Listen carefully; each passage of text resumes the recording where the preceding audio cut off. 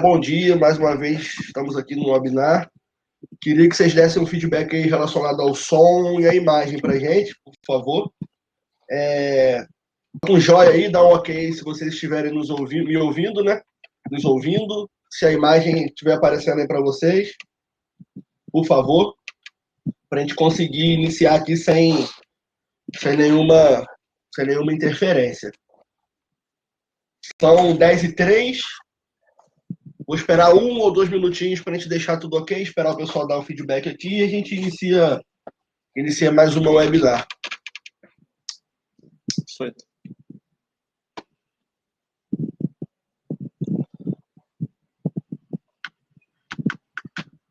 O pessoal já começou a entrar. Estou vendo aqui bastante gente que sempre nos acompanha aí nos webinars. Muito obrigado novamente pela presença de vocês, pelo tempo disponível. Muito importante para a gente isso. Gerson, obrigado. Felipe, muito obrigado pelo feedback. Gabriel, Alexandre, Paula, pessoal que está dando ok aí, muito obrigado, gente, pelo feedback. São 10h04, vou aguardar 10h05 e a gente inicia, beleza?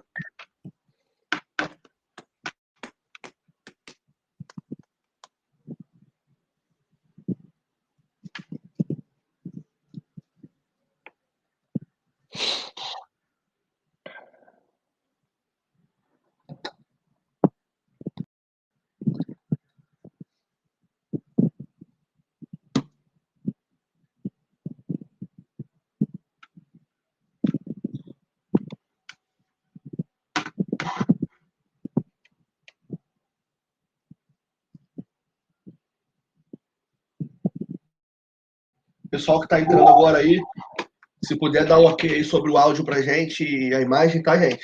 Agradeço o feedback.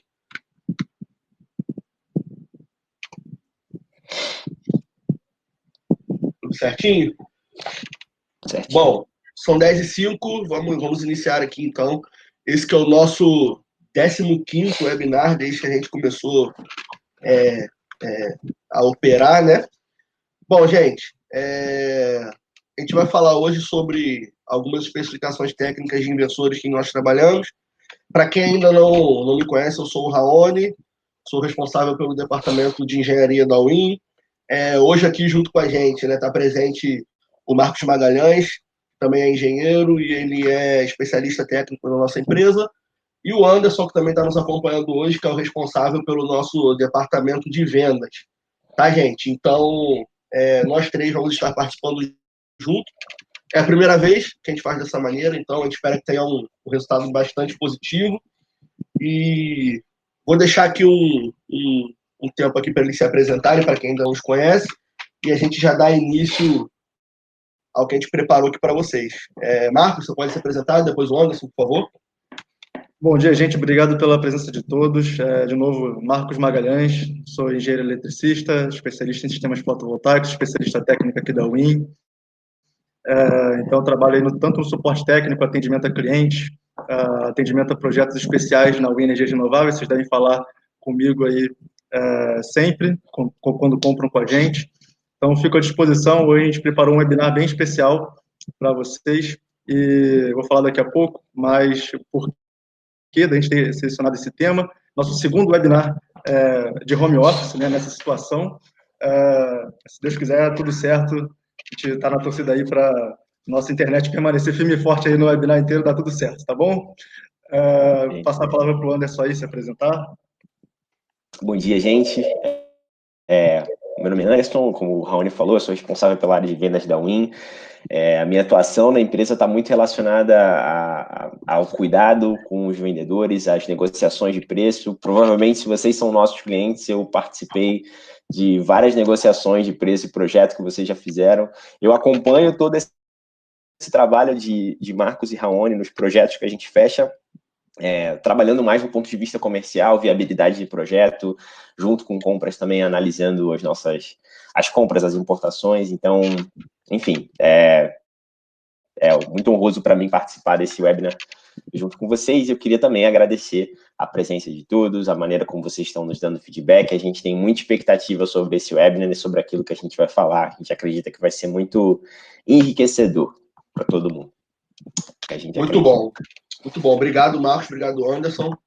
Bom, gente, a gente vai iniciar aqui, então. Nós vamos falar sobre, como eu já disse, especificações técnicas de inversores fotovoltaicos, mais propriamente dito sobre Solis, Fronius e Roymais, né, microinversores Roymais, que são nossos 3 parceiros aí nessas soluções de inversores para os projetos. E a nossa ideia, a nossa expectativa aqui hoje com esse webinar é dar fazer uma análise um pouco mais minuciosa sobre os dados inversores, né? Às vezes a gente se depara com o datasheet do equipamento, com a folha de dados, e tem aquelas inúmeras informações e muita gente se pergunta exatamente o que ela significa, para que serve, o que ela interfere no projeto, né? Na hora de você pensar em custo-benefício, na hora de você pensar em condições e parâmetros operacionais. Então, nossa ideia aqui hoje é dar um parecer bem abrangente sobre cada uma das características ali que são previstas em datasheet de cada um desses modelos de inversores. Então, vou deixar o Marcos começar. Marcos, pode, por favor, iniciar a apresentação para a gente. E a gente vai... Gente, importante que, como da última maneira como a gente fez, a gente quer que vocês participem bastante. A ideia é que isso aqui seja um bate-papo, tá? Então, mandem as perguntas via chat, que nós responderemos todas elas, não vamos deixar nenhuma sem resposta. E a gente vai bater nesse papo aqui durante a apresentação. Vamos lá. Isso aí, vamos conversar, pessoal.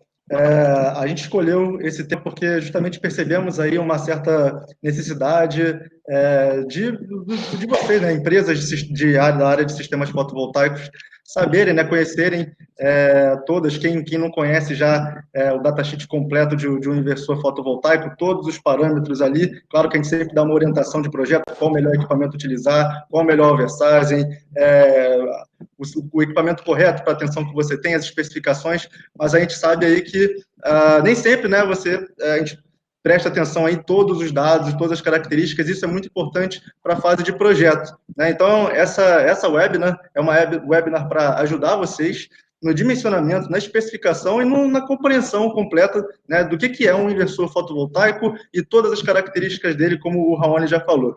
Tá? Então, está aberto aqui a conversar com vocês sobre isso, para cada uma das características. E não dá para falar de especificação técnica sem falar de datasheet. Então, a gente vai abrir datasheets de Fronius, Roymais e Solis, uma característica, começando pelos dados de entrada, depois os dados de saída e especificações gerais. Vamos falar aí genericamente o que é cada um e depois dar exemplos. Tá bom? Perfeito. Mas, para começar, então, o que é um inversor fotovoltaico? Um inversor fotovoltaico é basicamente um equipamento eletrônico de potência, né? Então, ele se conecta lá ao módulo fotovoltaico, a entrada de corrente contínua, tem aí uma série de componentes eletrônicos dentro dele, né? Quem é aí da área conhece, né? São indutores, capacitores, diodo, transistores, enfim, componentes eletrônicos de potência e também microcontroladores, né? Que realmente fazem o controle desse equipamento, que tem um controle aí que precisa ser bem robusto, porque ele é um equipamento para durar 25 anos, e, enfim, tem que ser muito confiável, confiabilidade é o que manda em um inversor fotovoltaico. Então, a gente tem aí, no lado esquerdo da tela, o módulo fotovoltaico que se conecta ao inversor. Por dentro do inversor, né, nós temos primeiro um capacitor de desacoplamento, tá, para desacoplar a parte de eletrônica de potência do módulo fotovoltaico, do arranjo fotovoltaico. A gente tem um conversor aí de corrente contínua, tá? Com o primeiro conversor de potência, a função dele principal é achar o ponto de máxima potência do arranjo fotovoltaico, tá? Então, ele basicamente controla a tensão de entrada, ou seja, a tensão do módulo do arranjo fotovoltaico, ele controla essa tensão de forma a essa tensão corresponder ao ponto de máxima potência, tá? Ele geralmente é um circuito elevador de tensão, então a tensão que sai dele é maior do que a tensão que entra, ele eleva essa tensão lá para o segundo capacitor, que está aí descrito como link CC, é o link de corrente contínua. Então, lá no link CC, a gente tem uma tensão estabilizada, uma alta tensão estabilizada, que é consequência do circuito de conversor CCCC controlado pelo algoritmo de MPPT, né? O Maximum Power Point Tracking, rastreador de máxima potência. Tá? Então, conversor CCCC, né, que a gente chama também de MPPT, quando você fala o inversor tem uma, duas MPPTs. A gente está falando desse conversor aí, tá? O conversor CCCC. E logo depois do link CC, a gente tem o conversor CCCA, que é o inversor propriamente dito. Depois daquela tensão estabilizada no link CC, aquela tensão alta, a gente tem o conversor CCCA, converte essa tensão contínua em tensão alternada para se conectar à rede elétrica, que é também em tensão alternada, né? Simbolizada aí por uma fonte de corrente alternada e uma indutância. Tá? Logo à direita do conversor CCCA, a gente tem um filtro, tá? Que é um filtro passivo, né, composto de indutores e capacitores. Ele é um filtro justamente para... depois do conversor CCCA, tem um monte de ruído, um monte de que a gente chama de harmônicas, né, que é poluição para a rede. Então, o filtro tem a função justamente de limpar. Ele vai limpar essa rede, essa saída do conversor CCCA, vai deixar ela uma senoide pura para poder se conectar, porque tem os limites aí de impurezas, né, de harmônicas, que eu vou falar mais para frente, a gente vai falar mais para frente sobre isso, que são estabelecidas em norma que o inversor pode injetar. Ele não pode injetar mais do que aquilo. Esse filtro tem a função justamente de não deixar o inversor superar o limite de harmônicas possível para se conectar à rede. E, por último, a gente tem aí um símbolo de uma chave que está sendo acionada lá pelo controle central do inversor. E essa chave ela é um relé, né, que desconecta o inversor da rede em diversas situações, tá, de proteção. Por exemplo, antilhamento, sobre ou subtensão, sobre ou subfrequência, sobrecorrente. Então, tem uma série aí de todas as funções de proteção do inversor, que o inversor precisa ter por norma, né? Essas funções de proteção, elas são controladas justamente pelo microcontrolador central do inversor, e elas acionam, né, caso uma dessas funções seja operada, elas acionam o relé e desconectam o inversor da rede e gera um alarme. Tá? A partir desse alarme que gera na tela do inversor ou no monitoramento, seja qual for, a gente tem como saber qual foi o tipo de defeito que ocorreu, interno ou externo ao inversor, e corrigir esse defeito na maioria das vezes, talvez sem até precisar acionar o fabricante. Tá legal? Tem algum comentário aí? Beleza, muito bom. Marcos, responde uma pergunta aqui para a gente. Todos os inversores que são usados hoje, né, em sistemas fotovoltaicos, eles possuem essa arquitetura, essa construção, essa lógica? Eles funcionam da mesma maneira?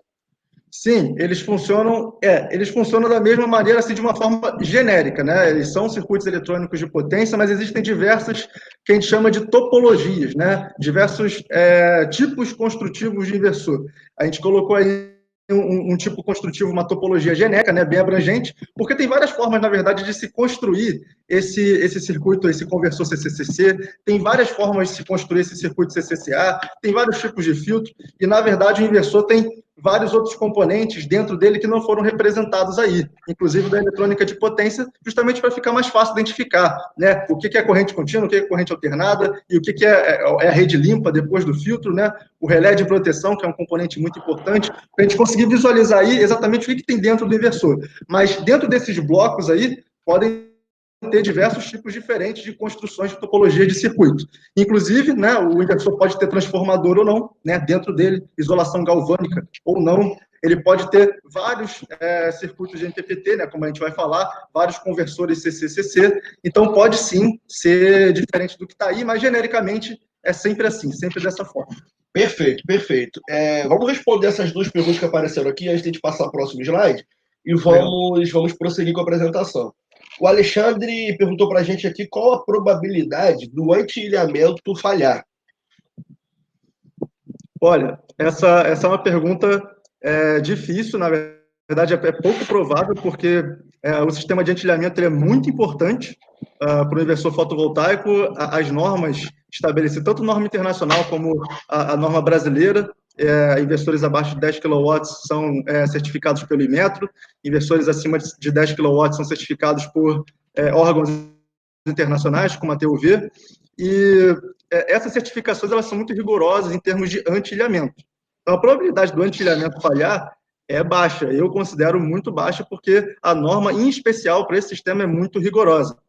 Porque se o anti-ilhamento não funcionar, ou seja, no modo ilhado, né, caiu energia da concessionária, o inversor continua gerando, você vai alimentar aí a tua casa, se tiver excedente, né, a tua unidade consumidora, se tiver um excedente de energia, você vai alimentar a vizinhança, e no caso de uma manutenção da rede de distribuição, o circuito vai estar energizado e o técnico lá, a equipe responsável não vai estar informada sobre isso, porque o antilhamento deveria funcionar. Além disso, se for só na tua unidade consumidora, sei lá, o sistema está há 10 anos instalado, quando ele vai fazer uma manutenção sobre ele, alguém vai fazer uma manutenção no sistema fotovoltaico, geralmente, né, quando se vai fazer uma manutenção, sempre, na verdade, se desliga o disjuntor, se não o disjuntor geral da instalação, o disjuntor local. Se o antilhamento não funcionar, o gerador fotovoltaico vai continuar gerando, mesmo com o disjuntor CA desligado. E aí vai gerar aí um acidente, né? Que o eletricista vai lá, vai fazer a manutenção e vai estar energizado aí no circuito. Então, isso é muito perigoso se falhar e, por isso, a norma é muito rigorosa quanto a esse sistema. Perfeito. Inclusive, essa é uma das questões, uma das exigências para que o equipamento seja homologado, né? Na concessionária, no momento lá do projeto, da entrega da documentação e da inspeção do projeto. O Frederico está perguntando para a gente aqui quais as configurações básicas de configurações para conectar inversor à rede. Tempo de reconexão, tempo de subtensão ou sobretensão. Pode falar rapidamente, Marcos, sobre esse detalhe aqui?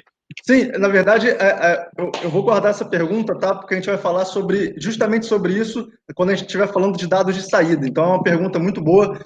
Guarda ela, por favor, a gente vai falar sobre isso na parte de dados de saída. Tem uma tabela certinha com essas informações, tá legal? Beleza. Então, Frederico, a gente vai lembrar dela aqui. Vamos prosseguir, Marcos, a apresentação, por favor? Anderson, tem alguma consideração? Por enquanto, não. Perfeito, vamos. Então, primeiro, claro, pelos dados de entrada. Né? Vamos pegar todos os dados de entrada do inversor, começando pela máxima potência de entrada e potência nominal de saída. Então, a máxima potência de entrada é a máxima potência na qual o inversor, né, o arranjo fotovoltaico pode ter, de forma que o inversor opere de maneira saudável. Né?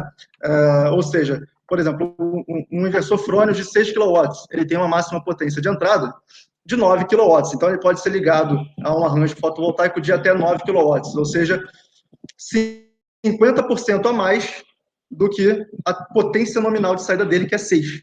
Né?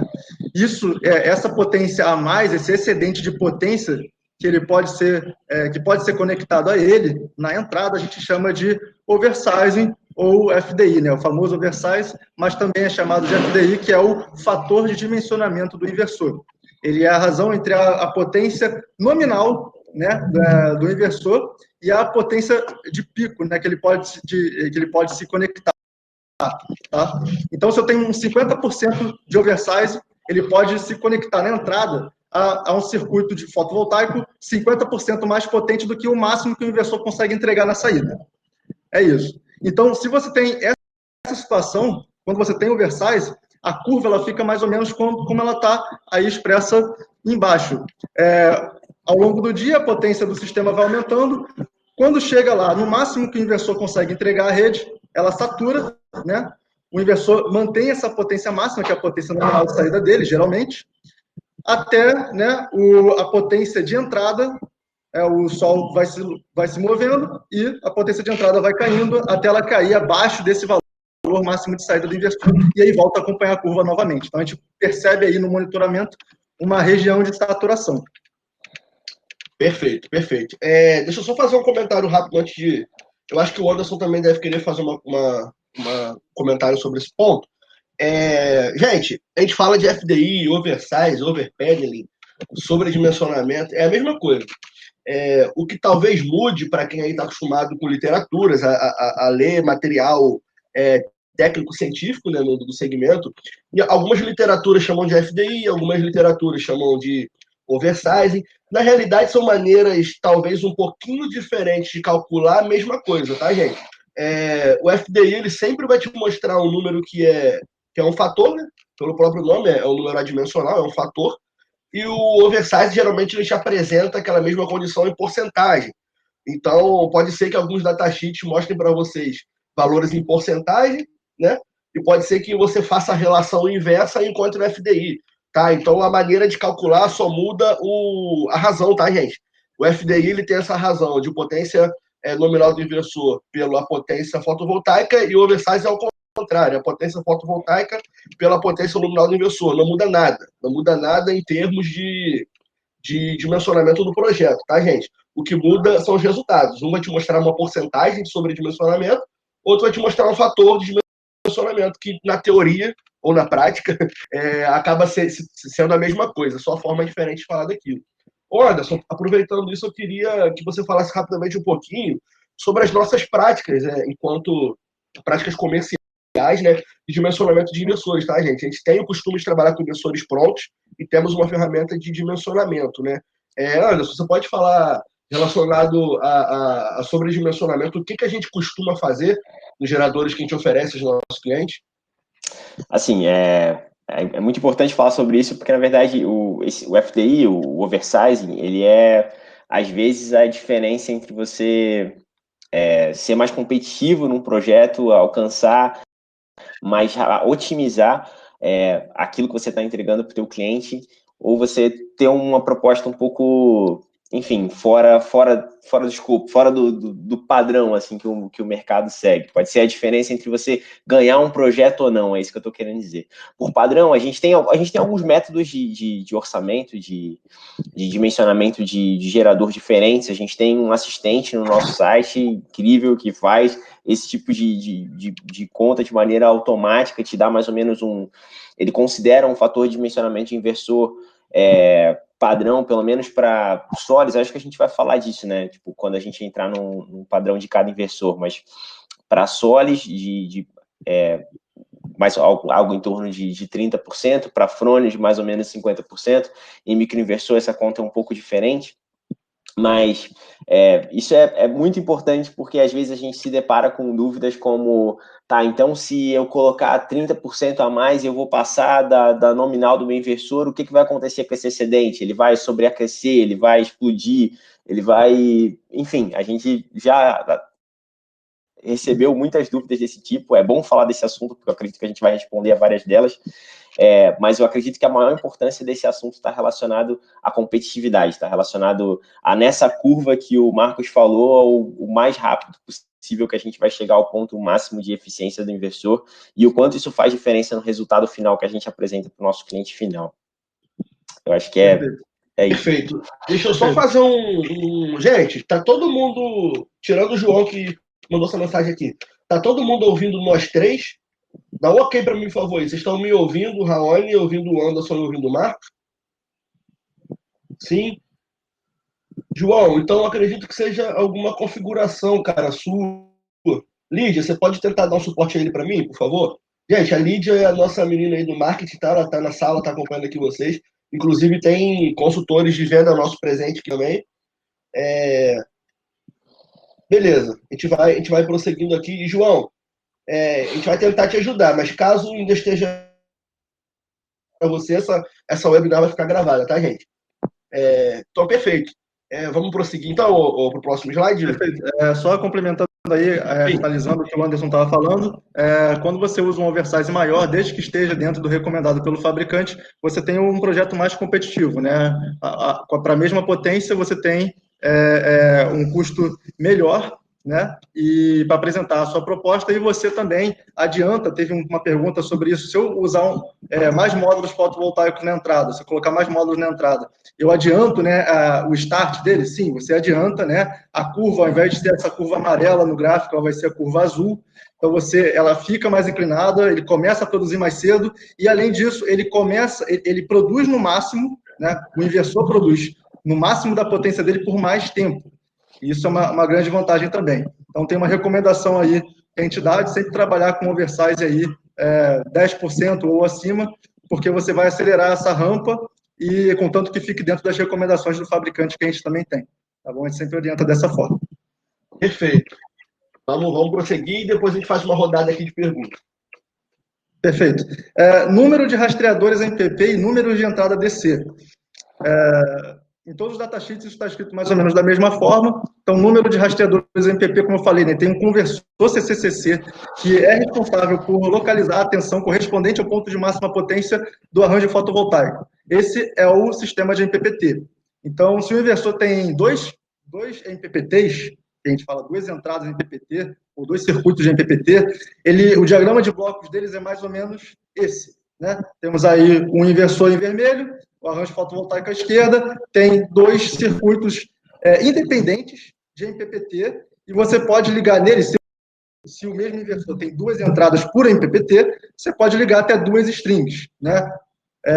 O inversor ele vai ter lá descrito, né, no datasheet, também vou mostrar uma foto da parte de baixo do inversor para vocês conseguirem ver.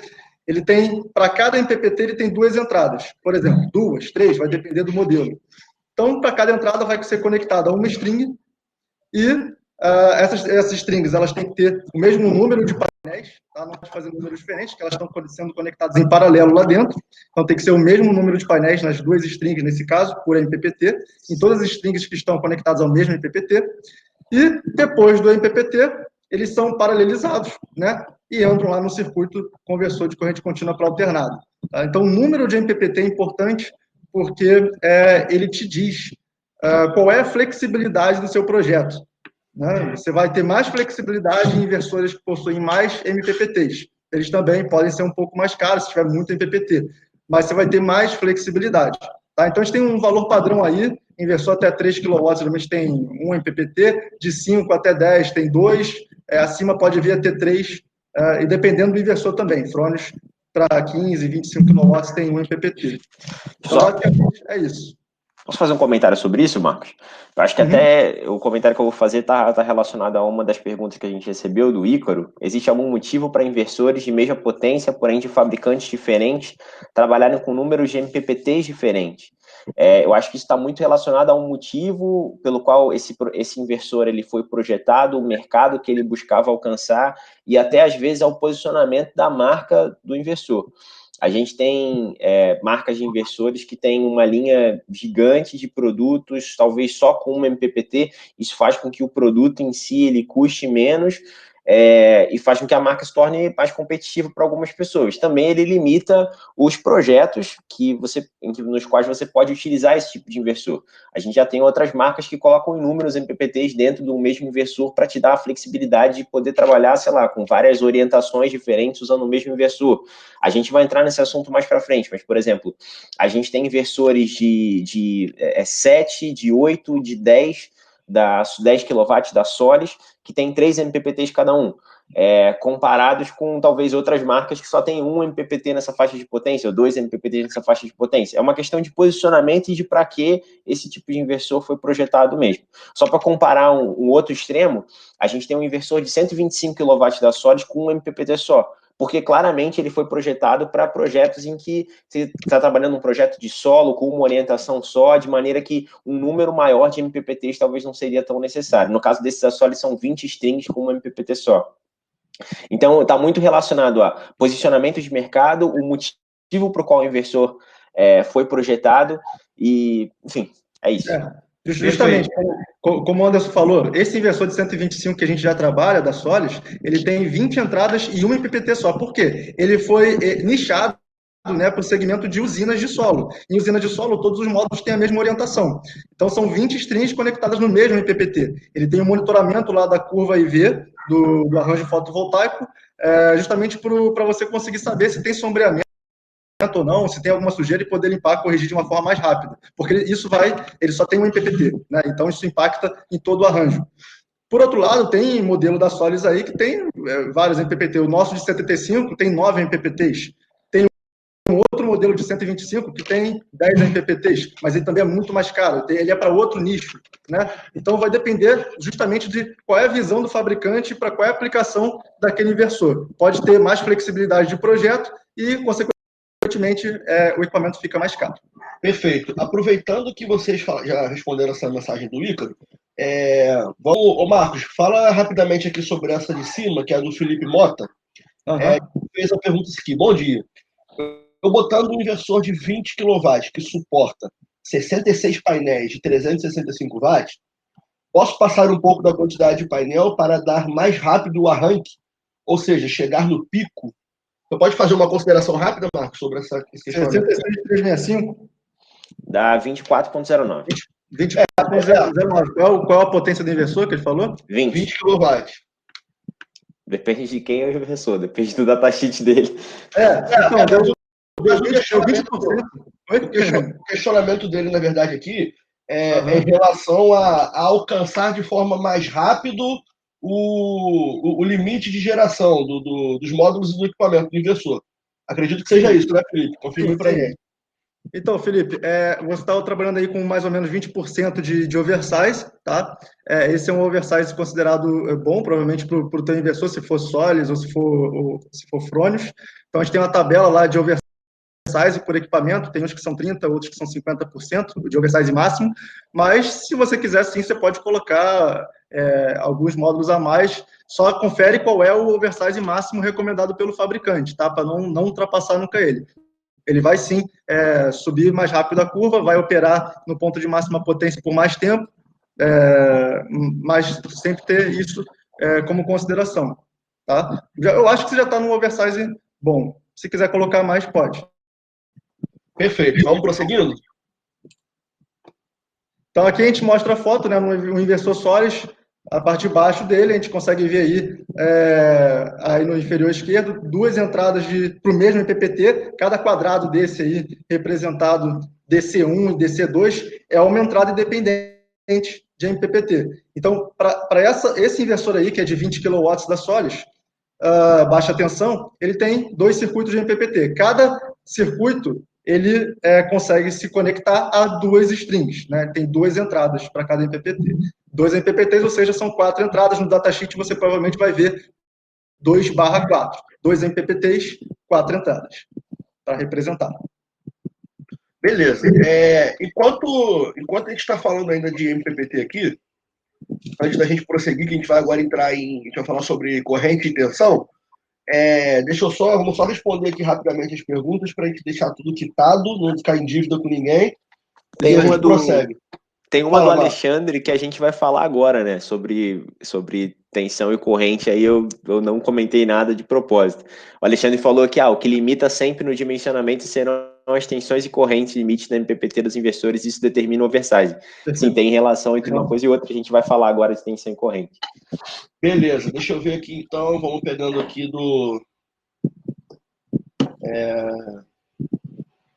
Tá, respondemos agora o Felipe.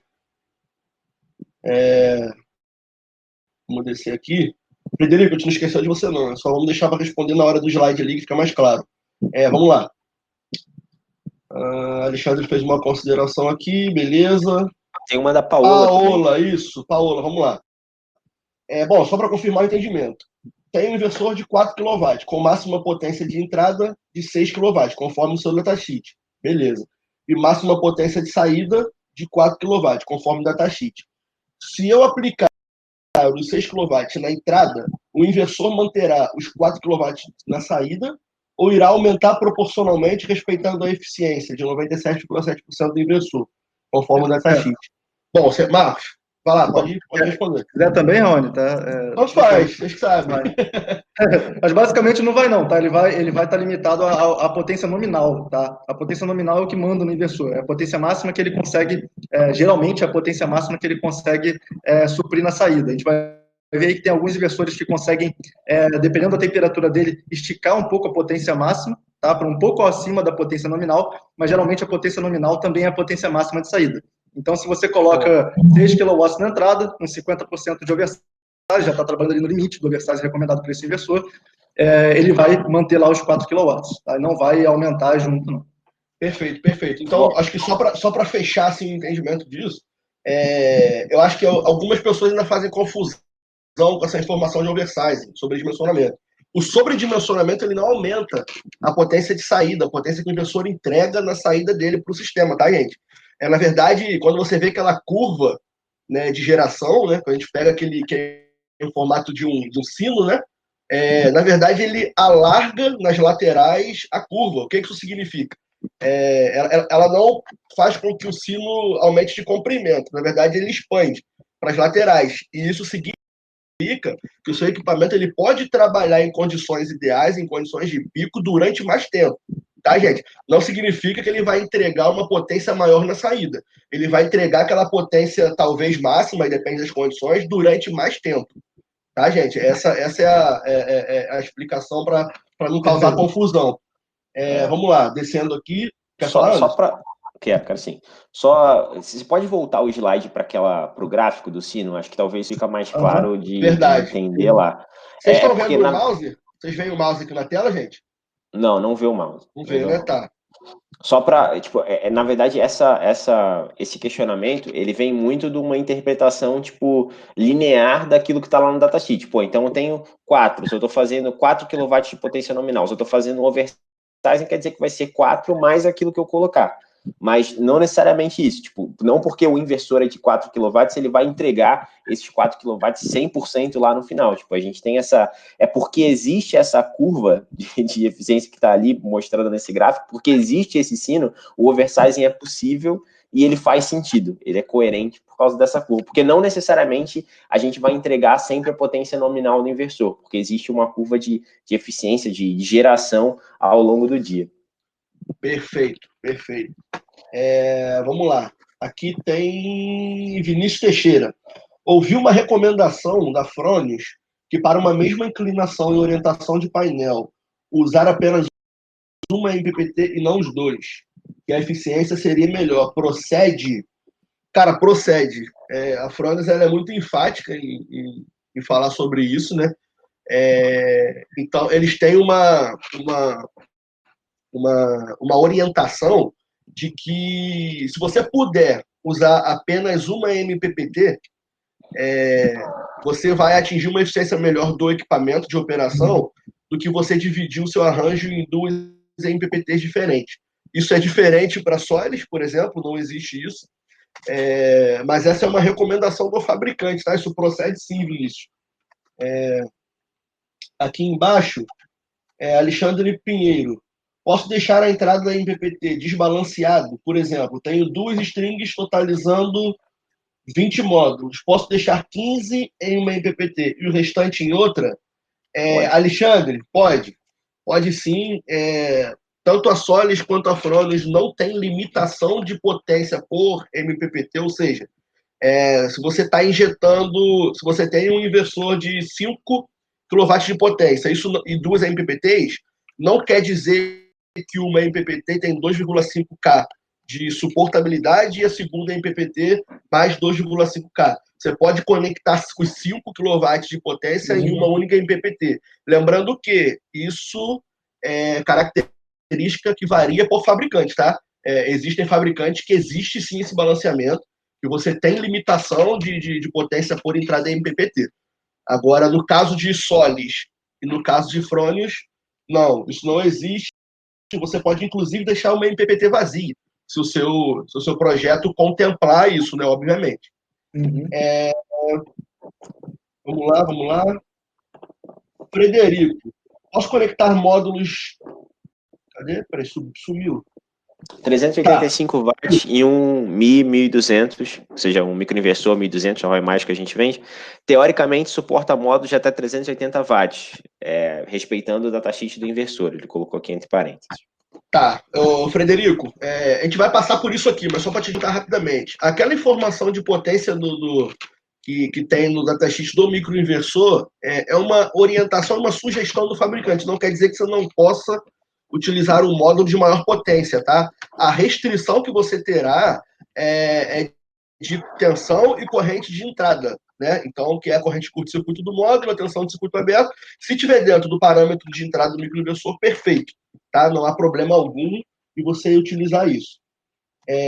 Vamos dar uma adiantada aqui na apresentação, gente. A gente para depois mais um pouco para responder uma bateria de perguntas. Senão a gente vai se estender muito. Para finalizar aqui, corrente e tensão, né? Máxima corrente de entrada e máxima corrente de curto-circuito por MPPT. Isso é uma coisa que pode confundir muito, tá? Qual corrente eu vou utilizar no dimensionamento do meu projeto? Quantas strings eu posso colocar em paralelo para conectar na mesma entrada? Então, é uma pergunta muito pertinente, né? A corrente máxima de entrada, ela é a corrente máxima que também pode ser chamada de utilizável, né? Alguns datasheets usam esse nome, corrente máxima utilizável. Utilizável por quê? Porque acima dessa corrente máxima, o inversor não vai mais converter corrente em potência na saída, tá? Ele vai deslocar lá o ponto de máxima potência para respeitar aquela corrente máxima de entrada utilizável. Então, corrente máxima de entrada é a corrente que você, no seu projeto, você vai estabelecer como máximo, né? No datasheet do módulo, ele tem lá corrente máxima nominal, né? Ou corrente máxima de MP, de máxima potência, e corrente máxima de curto-circuito. Você vai pegar essa corrente máxima, corrente de máxima potência do painel, e essa corrente máxima potência do painel, ela tem que ser inferior à corrente máxima de entrada do inversor, do painel ou do conjunto ali de strings, da associação de strings que você vai fazer em paralelo, né? Lembrando que a corrente de uma string é a corrente equivalente a de um módulo dessa string. Então, se a corrente máxima do painel é de 9,5, né? E a corrente máxima de entrada do inversor é 13 amperes, não tem problema nenhum. Você vai colocar lá 9,5 e vai produzir 9,5 até 13 amperes de corrente ele produziria normalmente. Se ultrapassasse de 13, aí é que ele não queimaria, né? Não danificaria, mas ele iria parar de produzir. Agora, a corrente máxima de curto-circuito, ela é um limite de proteção para o inversor. Por quê? A sua corrente, né, da associação, a corrente de curto-circuito da associação, né, do arranjo fotovoltaico, a corrente de curto-circuito do arranjo fotovoltaico tem que ser inferior à corrente máxima de entrada de curto-circuito do inversor. Tá? Por quê? Em caso de defeito ali interno, ocorrer um curto lá dentro do inversor, algum problema na parte de eletrônica de potência, né? Falha de isolamento, alguma coisa assim, a corrente máxima que o circuito ali suporta, né, é a corrente máxima de curto-circuito. Por exemplo, se essa corrente máxima de curto-circuito do inversor é 17 amperes, então a corrente máxima de curto-circuito da sua associação tem que ser também 17. Se for, por exemplo, 20 amperes, colocar, sei lá, duas strings em paralelo, cada uma com 10 amperes de curto-circuito, na tua entrada ali vai ter uma corrente de curto-circuito, no caso de defeito, de 20 amperes. Como 20 amperes está acima de 17, que nesse exemplo seria o máximo do inversor para curto, poderia ocorrer aí um problema aí que enfim, um defeito perigoso para o inversor, tá? Uma queima, alguma coisa assim, porque o circuito não suporta aquela corrente, ele não é feito para suportar aquela corrente, mesmo em caso de defeito, tá? Então, uma coisa é utilizável, corrente utilizável de projeto, e outra coisa é corrente máxima de curto, que é uma corrente máxima de proteção, né? Que o inversor precisa ter suporte em caso de defeito, tá? Beleza. Vamos prosseguir. Beleza, vamos prosseguir. Mínima tensão de entrada, máxima tensão de entrada e faixa de tensão de MPP. Né? Isso aqui é mais fácil, né, de entender. Tensão mínima de entrada é basicamente a tensão a qual o inversor começa a produzir energia. A tensão máxima de entrada é a tensão acima da qual o inversor não produz mais energia, ele cessa a produção, né, pode gerar um alarme. E a faixa de tensão de MPP, né, que é essa... na seta aí está representado em verde, essa faixa aí é a faixa em que o inversor ele consegue operacionalizar de forma ótima o MPPT, ou seja, ele consegue sempre, em qualquer intervalo dessa faixa de tensão, achar o ponto de máxima potência. Então, em projeto, é sempre importante, né, a tensão do arranjo fotovoltaico ficar dentro dessa faixa aí, a faixa de MPP. Né? Se eventualmente ela sair dessa faixa, para menos ou para mais, para menos com certeza vai sair, porque é aquele momento que o sol está raiando e quando ele está se pondo, a tensão vai cair e ele vai ficar produzindo numa região ali que ele não consegue ter o MPPT, mas vai estar produzindo energia. Agora, não pode de jeito nenhum ultrapassar a tensão máxima, tá? Porque acima dessa tensão pode gerar um dano ou gerar um alarme, ele para de produzir. É um projeto que ficar, a priori, dentro dessa faixa verde aí representada, a faixa de tensão de MPP. Beleza? Perfeito, beleza. Vamos prosseguir. Por exemplo aqui, a gente tem um exemplo de Frones e Solis. Vamos ler um a um, né? Dados de entrada, a gente tem aqui Fronius Eco 25 kW e Fronius Eco 27 kW. Ambos os modelos a gente trabalha aqui na UIN.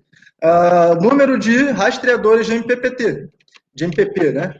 1. Então, esses dois inversores só têm uma entrada MPPT. Máxima corrente de entrada, 44,2 amperes, tá? Para cada MPPT, 44,2. Máxima corrente de curto-circuito, 71 amperes. Tensão, faixa de tensão, né, de entrada, de 580 a 1000 volts, né? Tensão de start é 650 volts. Usable, né, utilizável, faixa de tensão utilizável de MPP, de 580 até 850, né? Então, vamos comentar aqui as tensões primeiro. Claro, o número de entradas de corrente contínua são 6, tá? Ele tem 6 entradas que podem ser utilizadas, e a máxima potência de entrada do gerador é 37,8 kW, tanto para o 25 kW, o modelo de 25, quanto para o modelo de 27. Então, comentando aqui, ele tem 6 entradas que podem ser utilizadas, mas só um MPPT. Então, todos os strings dessas entradas, seja quantas você utilizar, se são 4, se são 5, elas têm que ter a mesma quantidade de módulos. Porque essa é uma característica aí, porque o que a Fronius optou, foi uma decisão da Fronius para o inversor ficar mais competitivo, usar um MPPT só. Então, tem que estar tudo na mesma orientação, as strings com a mesma quantidade de módulos. Tá? Em compensação, né, você tem mais entradas DC possíveis, né? A gente recomenda trabalhar com 4 ou no máximo 5 entradas, não 6, né? Porque aqui, se você, por exemplo, utilizar um módulo de 365 ou de 385, que tem lá a corrente máxima nominal de 9,5 amperes, se colocar 4, né, você já vai ficar lá um pouco próximo dos 44,2 amperes utilizáveis. Se colocar 5, você pode ser que em algum momento ultrapasse, né? Você vai ultrapassar um pouco essa corrente máxima utilizável na entrada em PPT. Se você colocar 6, você já vai ultrapassar muito, então não é recomendável. O recomendável para esse inversor é trabalhar com 4, talvez 5, tá? Se for uma necessidade de projeto. Sempre, claro, respeitando a máxima corrente de curto-circuito aí, que é 71 amperes, 71,6. Questão: a string tem que ter um número de módulos que respeite essa tensão aí, de preferência o intervalo de tensão de MPP, tá? Para ele produzir sempre no máximo de eficiência. Já pulando aí para o outro inversor, o inversor da Solis, a gente colocou aí também compatível, né, 25 kW e 30 kW de baixa tensão, né? Eles têm os mesmos parâmetros aí de entrada para os dois modelos, né, com exceção da potência máxima de entrada, que para o 25 kW é 30, para o 30 kW é 36. Vocês podem comparar aí, tensão máxima 1.100, né, tensão nominal 600 volts, tensão de partida 200 volts, ela é bem mais baixa, né? A faixa de MPPT de 200 a 850 volts, né, ela é uma faixa mais ampla, né, do que a do Fronius Eco. A corrente de entrada 28,5 já é bem menor, porque ele tem 2 MPPTs. Ao invés de ser lá a corrente de entrada máxima 44, como ele tem 2 MPPTs, diminui, né, praticamente pela metade, fica 28,5 amperes por entrada. Tá? Corrente máxima de curto-circuito 44,5. Número de MPPTs por número de entradas DC, 2/6, ou seja, 2 MPPT, 6 entradas. Tá? 3 entradas por MPPT. Deixa eu só fazer um comentário importante sobre esse slide. Como vocês podem verificar, muita gente às vezes não toma ciência dessa informação. Mas a Fronius ela faz uma divulgação sobre o oversize dos equipamentos dela e diz que a gente pode sobredimensionar o inversor em até 150%, né, de oversize e tudo mais. Perfeito. Mas um detalhe que a gente tem que tomar cuidado é que isso tem uma exceção de 2 modelos, tá? Um é o de 27K, o Eco que está aqui. Se você comparar, ele tem a máxima potência ali de entrada igual para o 25 e para o 27. Ou seja, se você fizer relação, no final das contas a porcentagem vai ser diferente. Então, para o 25 isso vai bater 150% e para o 27 140%. Então, a gente não orienta que você, em hipótese alguma, dimensione projetos para o Eco 27K, acima de 140% de oversize, e não 150%. E isso acontece pro Simo BR de 15K também, tá, gente? A relação também não chega a 150%, chega a 140%. A gente não tá com o datasheet aqui agora, mas se vocês depois derem uma olhada no de 15K, vocês vão perceber que existe essa diferençazinha, tá?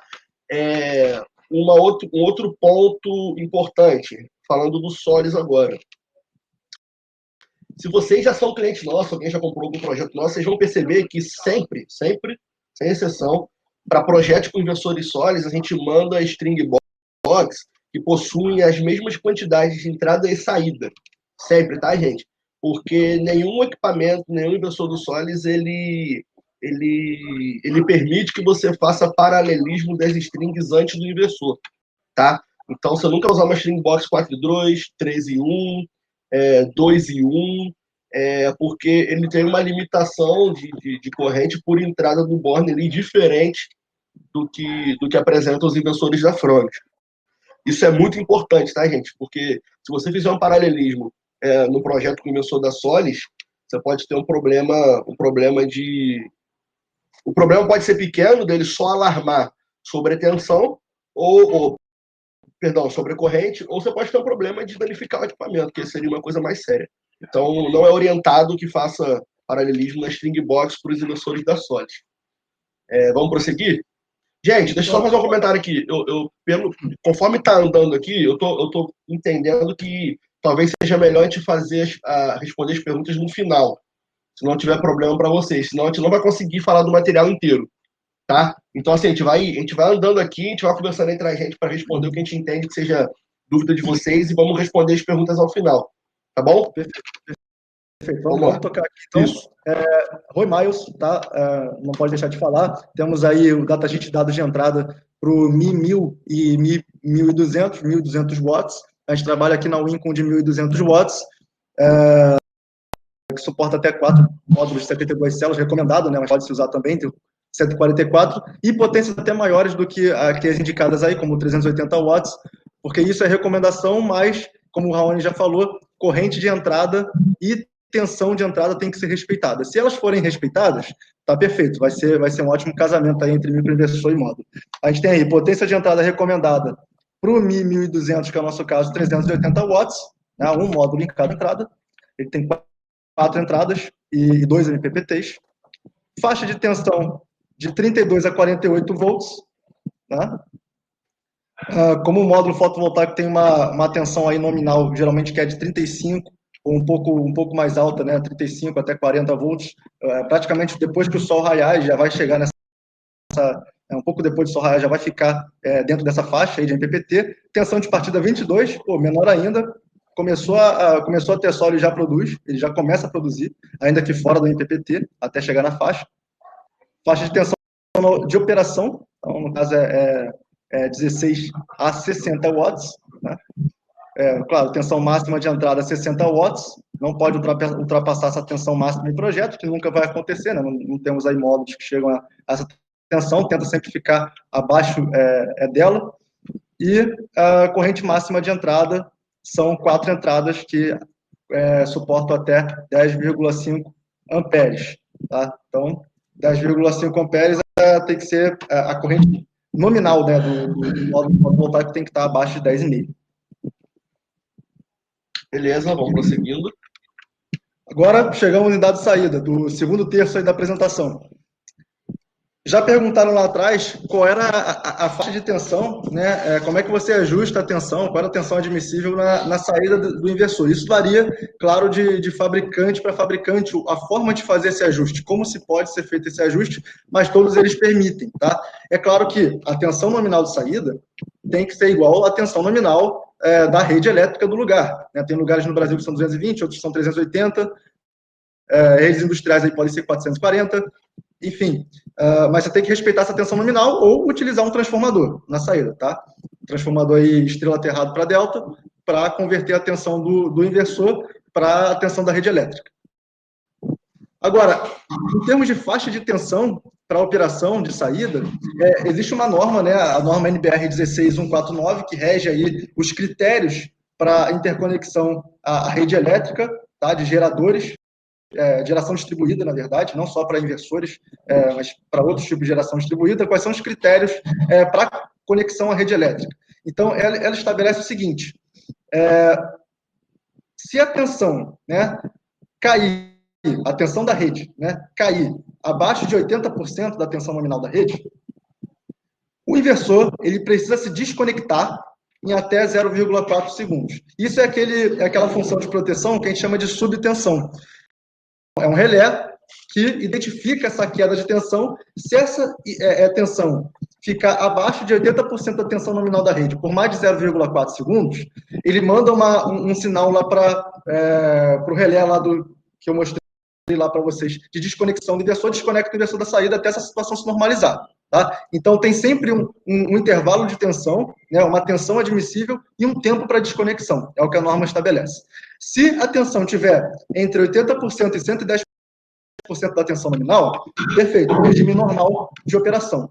Agora, se a tensão ultrapassar 110% da tensão nominal, então o inversor ele tem que se desconectar da rede em 0,2 segundos, até 0,2 segundos, pode ser mais rápido. Então, esses dois tempos são até 0,4 e até 0,2. Tá? Isso é o que diz em norma, isso que tem que ser respeitado. Tá? Então, a tensão tem uma flexibilidade, né? E esses tempos eles têm que ser respeitados. Tá bom? Agora, se você está num local, numa área rural ou no final de linha, onde a tensão normal da rede ela está fora do padrão, ou seja, ao invés de ser 220 é 250, então é necessário fazer um ajuste no inversor para que essa norma aí continue sendo respeitada, né? Essa faixa continue a ser respeitada, mais adequada para a tensão nominal de operação daquela linha, né, daquele ponto. Tá? Isso a gente dá a orientação como é que isso pode ser feito. É feito de uma forma um pouco diferente para Solis, para Frônios, para o inversor que for, mas isso pode ser ajustado no inversor, tá? Perfeito, perfeito. Eu acho que esse slide respondeu a pergunta do Frederico lá no começo. Frederico, se não tiver respondido, você me sinaliza aqui que a gente vai parar para responder, tá? Vamos prosseguir, pode prosseguir, por favor. Da mesma forma que tem relé, função de proteção de sobre e subtensão, tem função de proteção de sub e sobrefrequência. O que a norma diz, né? Ela diz o seguinte: se a frequência da rede cair abaixo de 57,5 Hz, o inversor tem que se desconectar, né, imediatamente. Tá? Agora, se a frequência ela ultrapassar 60,5 Hz, o inversor ele tem que reduzir a sua carga, tá, de uma forma gradual. Ele tem que ir reduzindo a carga até se... aí tem uma porcentagem, tem uma equação lá que rege essa redução de carga, tá? Mas ele vai reduzindo gradualmente, linearmente, essa carga até chegar em 62 Hz. Se a frequência ultrapassar 62 Hz, aí o inversor se desconecta.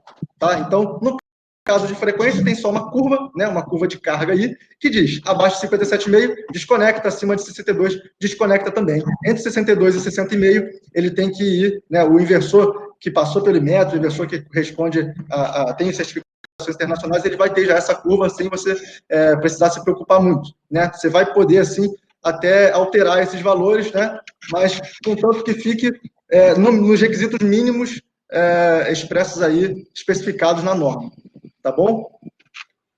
Isso é sobre frequência. Em relação a harmônicas, que a gente falou anteriormente, né, a gente falou que o inversor tem um filtro para harmônicas, né, que ele, basicamente ele limpa, né, a energia que sai do inversor para entregar uma energia aí totalmente livre de harmônicas, de distorção, uma senoidal pura para a rede. Isso é super necessário em sistemas de geração distribuída. Tá? Porque você não pode ter um gerador que dê interferência nos vizinhos, na vizinhança, né, no sistema interligado nacional. Então tem um limite aí de THD que a norma estabelece também, e esse limite é 5% de distorção harmônica total, tá? O inversor tem que produzir menos do que 5%, todos eles fazem isso, geralmente fica 3%, tem inversor que chega a 4%, tem inversor que é 1,5%, né, ou seja, é uma tensão super limpa que sai dele. E, além da distorção harmônica total, que é o total de poluição que pode sair dele, digamos assim, tem aí uma restrição para cada harmônica, né? Harmônicas ímpares e pares. Aí quem é da área técnica conhece as harmônicas, né? São frequências superiores múltiplas de 60 Hz, tá? Que saem do sistema. Então tem 120 Hz, 360, então 180, 360, tem várias frequências que saem do inversor, além da frequência fundamental, que é 60 Hz. Essas frequências a gente chama de harmônica. Então tem limite aí para distorção harmônica para cada uma dessas frequências. Tá? Então, você vai ver pelo inversor no datasheet, você pode, assim, como é que isso é útil para você, além de conferir que ele está dentro da norma? Quanto menor aí a intensidade harmônica que sai dele, a distorção harmônica total, você pode fazer uma relação com a qualidade da eletrônica ali dentro dele. Então, um inversor de 1,5% de harmônica, ele é um inversor com uma eletrônica assim, mais avançada do que um inversor de 3%, 4%. Né? Então, é uma comparação que a gente pode fazer. Boa. Por último, né, fator de potência de dado de saída.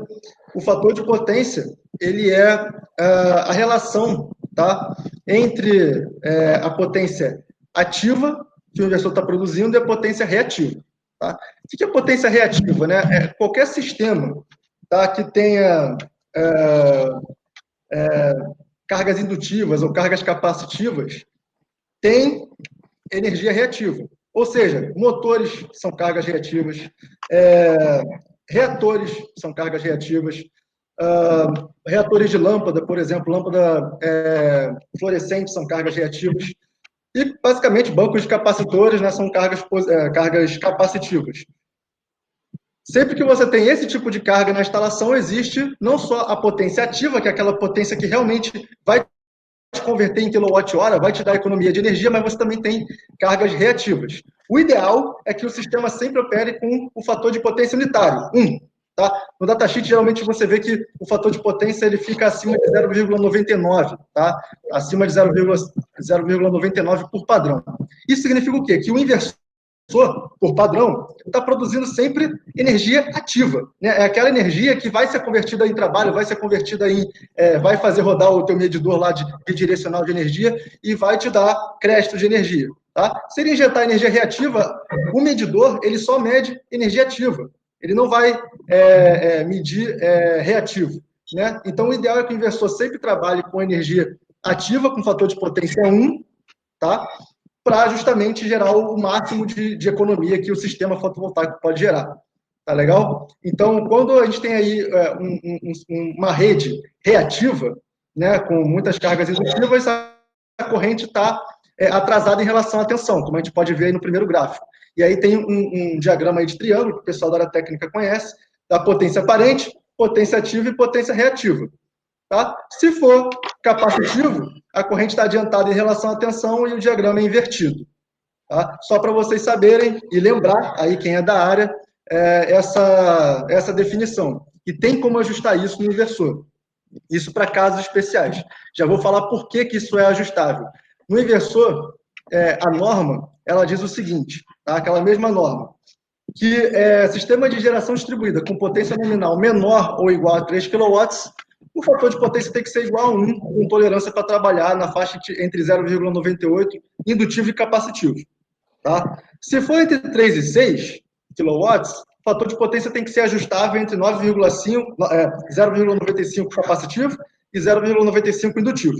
E, se for acima de 6 kW, o inversor tem que ter pelo menos um ajuste aí de fator de potência entre 0,92 capacitivo e indutivo também. Isso é o exigido em norma, tá? Mas, por padrão, os inversores sempre vão vir configurados para injetar sempre fator de potência 1, que vai maximizar o retorno sobre o investimento. Agora, por que a norma pede essa faixa ajustável de fator de potência?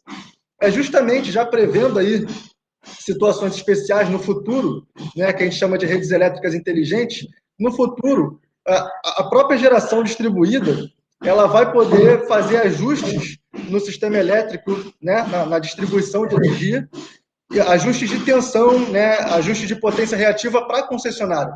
Então, a concessionária ela vai poder, num futuro, pode ser um futuro próximo, ajustar, né, o fator de potência automaticamente no inversor, controlar o inversor remotamente e fazer esse ajuste para equilibrar a tensão, para equilibrar a energia reativa que ela esteja precisando, eventualmente, e depois voltar o inversor a operar da forma normal. Isso é feito, claro, com as grandes usinas, mas no futuro isso vai ser feito também com as pequenas usinas. E como o gerador fotovoltaico tem aí expectativa de operação por pelo menos 25 anos, eles já estão prevendo isso, então isso já tá descrito na norma. Tá legal? Maravilha. Beleza. Vamos passar.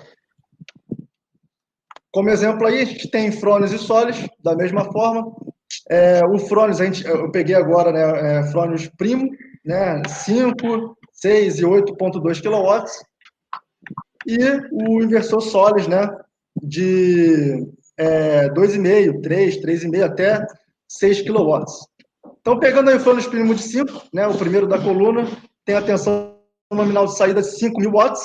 Então, significa que realmente a tensão nominal dele de saída é também a potência máxima de saída dele.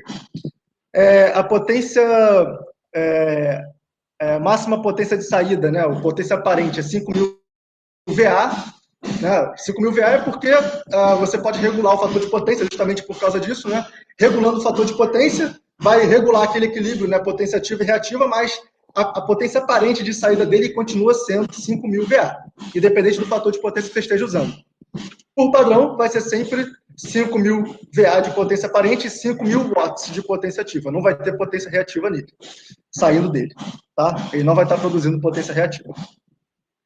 Conexão à rede, né?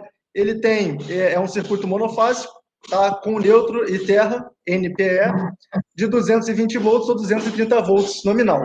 Sendo que ele pode variar entre 180 volts e 270 volts. Você consegue ajustar manualmente, como a gente falou, nas configurações avançadas do inversor, essa tensão, caso a tensão nominal da rede seja diferente, né, dessas tensões padrão de 220 e 230. Tá? Isso pode acontecer para uma área rural, para um final de linha, para uma região aí de rede mais instável. Frequência pode ser 50 ou 60 Hz, com variação admissível de 45 a 65 Hz. E fator de potência 0,85, ele pode ser 0,85 indutivo ou capacitivo, operando aí geralmente sempre com 1. Tá? Já o Solis, ele tem, por exemplo, deixa eu pegar aqui o Solis de 5 kW para comparar, né, mesma potência. O Solis de 5 kW, ele também tem potência de saída aparente 5 kVA, potência máxima de saída 5 kW. Né? Então, a potência nominal dele é 5, a potência máxima também é 5. Só que, se você pegar, por exemplo, um inversor de 2,5, Solis de 2,5 kW, a potência máxima de saída dele é 2,8. Isso significa o quê? Que dependendo da temperatura dele, se a temperatura dele estiver baixa, ele consegue até esticar essa potência de saída para 2,8. Mas isso não é comum de acontecer. Geralmente, os fabricantes, para todas as potências aí, a potência nominal do inversor é a potência máxima de saída também. Tá? Como existem exceções, a gente deu exemplo aqui de uma exceção. Tensão nominal da rede também, monofásico, neutro e terra, 220, 230 volts. Aqui ele não expressa qual é o intervalo de tensão ajustável no datasheet, mas no manual, e a gente tem essa informação do fabricante. 280, 280. 280 volts, pelo que o Raoni está falando, mas a tensão nominal dele é 220 ou 230 volts, por padrão. Frequência 50 a 60 Hz, corrente nominal de saída para a rede 22,7 amperes, corrente máxima de saída 25 amperes, fator de potência aí, aquilo que a gente falou, acima de 0,99, tá? Ajustável de 0,8 a 0,8, atendendo a norma, tranquilamente. E harmônicas, conteúdo harmônico total aí inferior a 3%. Tá? Nessa linha da Primo, nesse datasheet, pelo menos, que a gente pegou como exemplo, a distorção harmônica era 5%, e aqui para o inversor Solis é 3%. Tá? O Frônios está mais ali no limite para essa linha, e o Solis está abaixo de 3%. Tá bom? Já para o microinversor, a gente tem aí algumas opções de tensão de operação nominal, 208, 240, 230. Né? Pegando aqui a coluna 230, a gente consegue identificar cada uma aqui. Potência de saída nominal é 1.200 watts mesmo, corrente de saída, tensão nominal de saída, e aí ele te dá a faixa de 180 a 275 watts. tá? Não te dá já cravado. Cravado é 230, mas ele consegue ajustar, né? Se manter operando entre 180 e 275 watts. Frequência, né? 45 a 55. O 240 seria o modelo de 60 Hz, né? Fator de potência acima de 0,99, ele não te dá uma opção aqui de ajuste, tá? Mas ele diz aqui que é acima de 0,99. Distorção harmônica de corrente de saída menos que 3%, também tá muito boa. Quantidade máxima por barramento, né? 4 por 3, né? Ou seja, no microinversor de 1.200 watts, você poderia conectar até três módulos aí de 20 amperes de corrente, mas por barramento. Geralmente a gente conecta 4 com uma corrente bem menor. Tá legal? Uma observação até aí? Pode prosseguir? Vamos prosseguindo. Só para avisar, rapidinho, Marcos, só para avisar o pessoal e o pessoal não ficar muito apreensivo, a gente tem a expectativa de encerrar até 11h30 no máximo, tá, gente? Então a gente vai acelerar aqui, a gente está bem na terceira parte já do material, para a gente poder fazer uma rodada aqui de bate-papo, perguntas e ficar bem interessante para todo mundo. Vamos lá. Perfeito. Vamos lá. Vamos. Só passar rápido aqui na parte de eficiência, existem algumas eficiências diferentes, você já deve ter percebido no datasheet. Existe eficiência máxima, eficiência europeia, eficiência de MPPT, eficiência SEC, mas o que significa tudo isso, né? O inversor ele nem sempre opera com eficiência máxima, tá? Ele tem uma curva lá de eficiência que varia com a carga. Ele fala, né, a eficiência máxima, por exemplo, de 98%. Então, esse realmente é a eficiência máxima lá para a tensão nominal de operação, para aquela potência nominal de operação, ele vai ter aquela eficiência máxima. Mas para outras faixas de potência, ele vai ter eficiências um pouco menores ou muito menores do que a máxima. A gente vai ver isso no slide a seguir. Então, deixa eu só adiantar para a gente conseguir visualizar. Aqui a gente enxerga duas curvas de eficiência. A da esquerda é para o inversor Fronius primo e da direita para o inversor Fronius galvo, tá? Tem transformador interno, isolação galvânica, é mais caro e a gente não está trabalhando com ele, tá? Marcos, só um ponto, rapidinho. É importante falar que a gente pegou esse exemplo aqui especificamente por questões didáticas, né? Essa linha galva ela não é mais fornecida pela Fronius. Mas, para que a gente consiga fazer essas comparações aqui de parâmetros, a gente utilizou esse exemplo. Perfeito. Então, a gente vê aqui que na linha galvo, você tem uma curva de eficiência bem inferior, né, bem mais pobre, digamos assim, do que a da linha primo. Por quê? No eixo X aí do gráfico, a gente tem aí 10%. A gente tem aí, esse gráfico ele é potência, né, carga do inversor, potência de saída, né, por eficiência. Então, quando eu tenho uma potência de saída aí de 10% da nominal, a eficiência dele é 92%, o galvo, tá? O gráfico da direita. Uma carga abaixo dessa, ele chega a 88%. Então, ele vai aumentando a eficiência até chegar no máximo ali, por volta de 50% da potência nominal de saída, que é 96% de eficiência.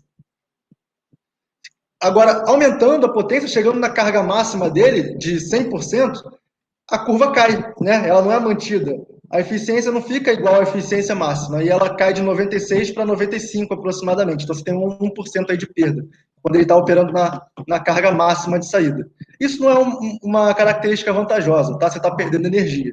Já na linha primo, à esquerda, a gente tem aí um gráfico bem mais suave, bem mais retilíneo em cima, significa que ele fica por mais tempo, né? Ele fica um intervalo grande de potência da eficiência máxima, ou próximo da eficiência máxima, e isso é um ganho de energia para o sistema. Né? Quando ele está muito subcarregado, né? Abaixo de 10%, ele tem uma potência ali de 96 ou 92, dependendo da tensão. Tá? Essas curvas diferentes são para tensões diferentes. Tá? E depois, se eu pegar aqui a curva em vermelho, que é 710 volts, de 96 sobe para 98 em 30% de carga, e a partir de 30% de carga ele fica lá, operando retinho, bem próximo da eficiência máxima. Isso é uma característica muito boa. Tá? Nem todos os datasheets apresentam essa curva de eficiência. Tá? Agora, a eficiência europeia e a eficiência SEC, só para vocês saberem, ela não leva em consideração só essa eficiência máxima. Ela leva justamente em consideração essa curva de carga. Então, o inversor ele pode não ter, não mostrar essa curva de eficiência, mas ele vai ter aí ou eficiência europeia ou eficiência SEC, que é uma média ponderada das eficiências para cada carga do inversor. Isso significa que a eficiência europeia ou eficiência SEC, ela é um valor assim mais palpável, tá? Em termos de qual é a eficiência do inversor para média, qual é a eficiência do inversor média para qualquer condição de operação, né? Se eu tiver aí um dia inteiro, né, ficar um ano inteiro com o inversor operando e contar todo esse tempo, qual vai ser a eficiência média que o inversor vai ter produzido, né, vai ter apresentado nesse tempo todo. Então, esse é o valor de eficiência europeia, que é para os parâmetros lá da Europa, SEC lá para os Estados Unidos, mas a gente pode trazer para a gente como sendo uma referência aí de valor médio de eficiência. Comparar, assim, essas duas. Tá bom? Beleza. Isso aí é também um argumento de venda, se você estiver trabalhando com um inversor com uma eficiência maior do que o outro. A gente consegue comparar aqui Fronius, Solis e Roy Myers em termos de eficiência. A Fronius, além de apresentar o gráfico, na maioria dos datasheets também apresenta todas as eficiências para cada condição de carga, né? A gente pode ver aí, primeira linha, máxima eficiência, né? A segunda linha, a eficiência europeia, né? Que é essa média, e depois, nas linhas subsequentes, você tem para 5% de carga, para 10% de carga, e assim até 100%, né? Qual é a eficiência para cada condição de carregamento. Isso é um dado bem técnico. Aqui no Solis, a gente tem só eficiência máxima e eficiência europeia. Se a gente for comparar, a eficiência máxima está igual do inversor primo, né? 97,8% para 97,8% também. E a eficiência europeia, 97,1% também, igual à eficiência europeia do Fronius primo, que é 97,1%. Isso significa o quê? Mesmo não tendo a curva de carga do Solis, né, a curva de potência por carga, ele apresenta, né, provavelmente uma curva muito similar à do Fronius, porque está com uma eficiência europeia ali igual. Já no Roy Miles a gente tem eficiência SEC e a eficiência de pico, que é 96,5, a eficiência ponderada, né, da média, 96, e a eficiência nominal de MPPT, que é 99,8, a eficiência do próprio circuito de MPPT. A gente tem como comparar aí um com o outro, né, em termos de eficiência. Isso, só fazendo um comentário, gente, um comentário rápido, isso mostra, isso prova, né, que hoje é muito difícil você responder uma pergunta do tipo o inversor Solis comparado a Fronius, qual dos dois é melhor?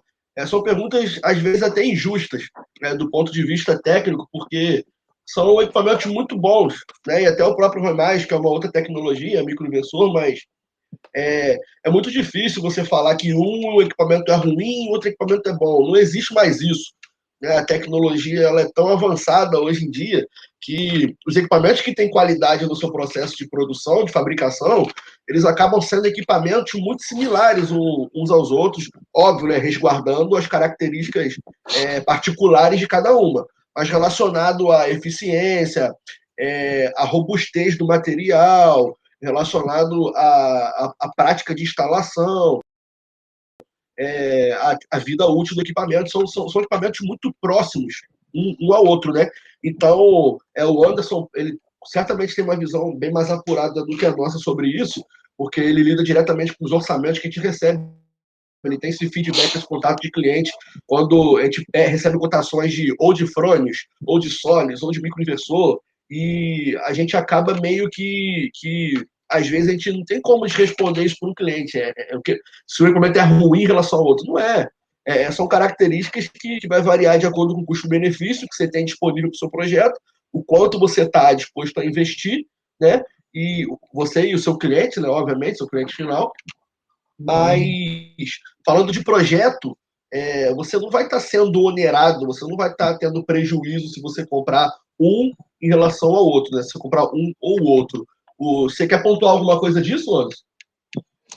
Sim, eu só ia comentar que, de fato, isso é um questionamento muito comum. As pessoas chegam para a gente trazendo os orçamentos. Então, eu quero esse orçamento aqui com Fronius, precisa ser Fronius. Acontece o oposto também, mas normalmente o oposto não é porque, tipo, sei lá, precisa ser sólido porque o meu cliente só quer sólido, precisa ser ROI+, porque o meu cliente só quer ROI+. Mas acontece bastante isso com Fronius, por quê? Porque Fronius é a marca mais famosa de inversor que a gente trabalha. Mas eu só queria diferenciar esse ponto. É diferente de você ser uma marca famosa, conhecida no mercado, que está há muito tempo no mercado, que obviamente são produtos de qualidade, robustos, que têm uma qualidade que é expressa, a gente falou sobre isso em números de eficiência, dados e tudo mais, fica bem evidente as qualidades que o Fronius tem, mas não é porque eles são assim, porque eles chegaram antes, porque eles fazem produtos de qualidade, que os outros não são também. Na verdade, a gente trabalha com um produto, se você olhar para essa tela aqui que a gente está mostrando mesmo, a gente está trabalhando com 3 produtos completamente diferentes, de posicionamento de preços diferentes, posicionamento de marcas diferentes, mas que têm dados de eficiência muito semelhantes entre si. Então, eu acho que o jeito ideal da gente lidar com o nosso projeto é olhar para ele racionalmente e pensar, tipo, em característica técnica, o que atende melhor aquilo que o meu cliente está pedindo, a casa dele, o telhado dele, as necessidades dele de geração, e tentar atender dentro de um portfólio amplo da melhor maneira, com o melhor custo-benefício, entendeu? Eu sei que às vezes a gente vai tentar vender comercialmente com nome, sabe? Tipo assim, vender Fronius porque é mais fácil vender Fronius. Às vezes é. Mas o que a gente quer fazer é deixar você tranquilo em relação a escolher outras opções, sabendo que isso não necessariamente vai fazer o teu projeto um projeto pior. Isso só vai, enfim, te dar uma outra opção mesmo. Exato. E só para encerrar sobre isso, a Solis ela vem numa crescente de atuação no Brasil extremamente grande, exponencial. Se vocês perguntarem quem era a Solis há 2, 3 anos no Brasil, ninguém conhecia. Ninguém sabia que marca é essa. Mas é uma marca já extremamente consolidada na Europa, nos Estados Unidos, na China.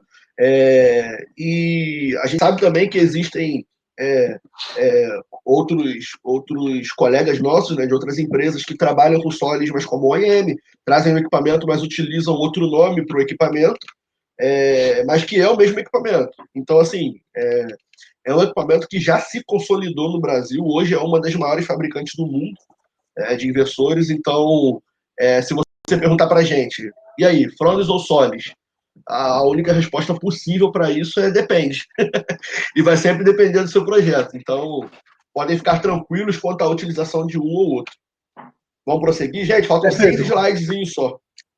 Perfeito. Só também 2 ressalvas, em termos de, claro, que Fronius tem algumas funcionalidades diferentes, como produz mais energia em relação à sombra, quando tem sombreamento, ele tem lá o Dynamic Peak Manager, então ele tem essa função a mais, ele pode ter algumas outras funções que outros inversores não têm, que sejam aplicáveis para o seu cliente, e tem o nome também, Fronius, assistência técnica e tal. Mas assim, se você comparar datasheet com datasheet, muitas vezes eles vão ser muito parecidos, né, se forem marcas de qualidade, como Fronius, Solis e ROI+. Então, vocês podem se perguntar, beleza, então como é que eu escolho um inversor?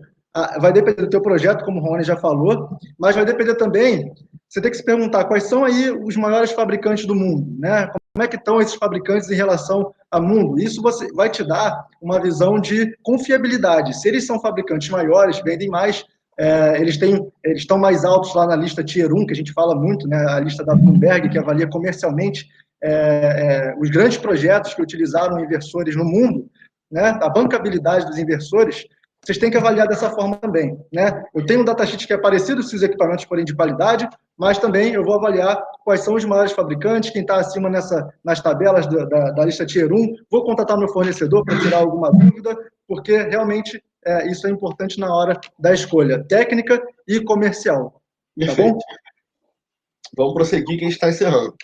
Isso, dados gerais para encerrar, dimensão, peso, grau de proteção e umidade permitida.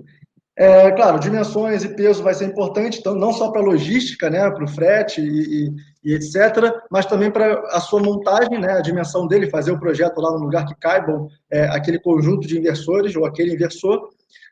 O grau de proteção e a umidade permitida, eles são o seguinte, a umidade permitida geralmente é 0 a 100%, tá?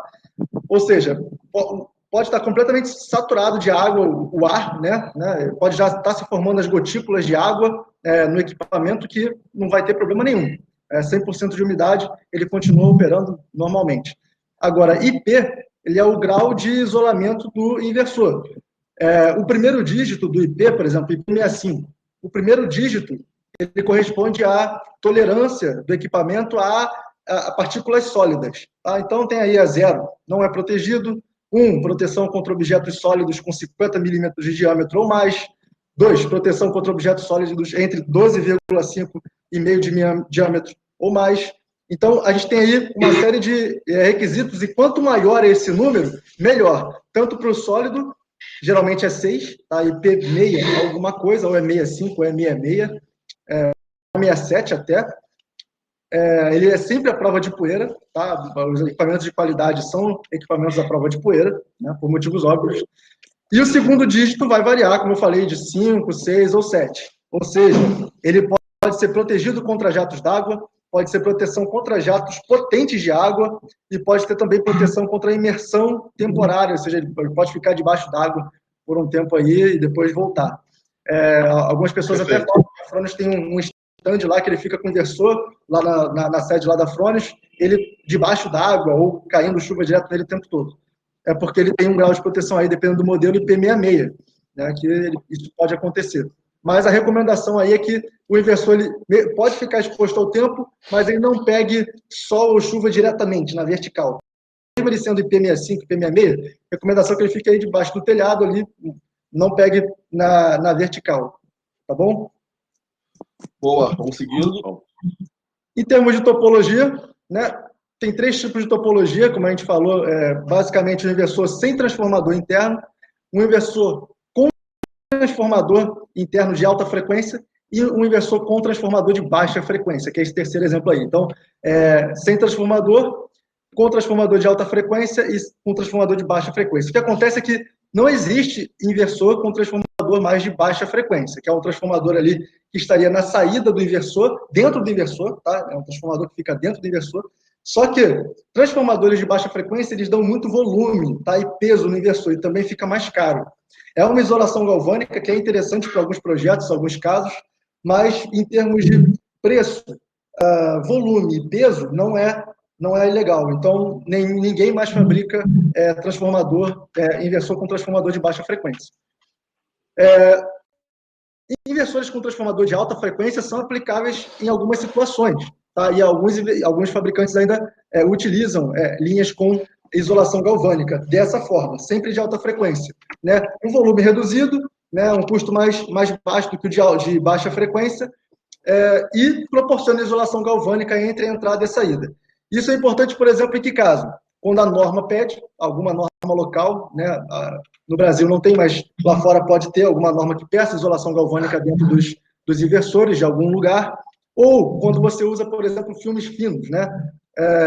Painéis fotovoltaicos orgânicos, a gente falou disso até na última webinar. Se você usa essas tecnologias diferentes, assim, filme fino ou painel fotovoltaico orgânico, tem que usar um inversor com transformador, porque uma característica do módulo, tá? Se não usar com transformador interno, o módulo ele vai se degradar muito rápido, tá? Tem uma fuga de corrente aí, uma questão de aterramento, e ele é necessário nesse caso.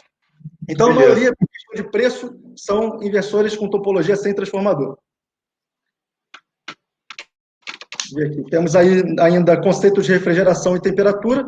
O conceito de refrigeração é fácil, né? Ou ele tem ventilação passiva ou ativa, né? Ou seja, ventilação passiva é quando o inversor ele tem só, né? Ele não tem nenhum cooler, nenhum ventiladorzinho lá rodando. Ele só vai eliminando o calor pelas aletas, né? De uma forma totalmente por convecção. Vai eliminando o calor ali pelo ar, o ar quente vai subindo e assim o sistema se resfria. E para esses tipos de sistema, de inversores, eles têm que ter um espaçamento entre eles um pouco maior, justamente para facilitar a convecção.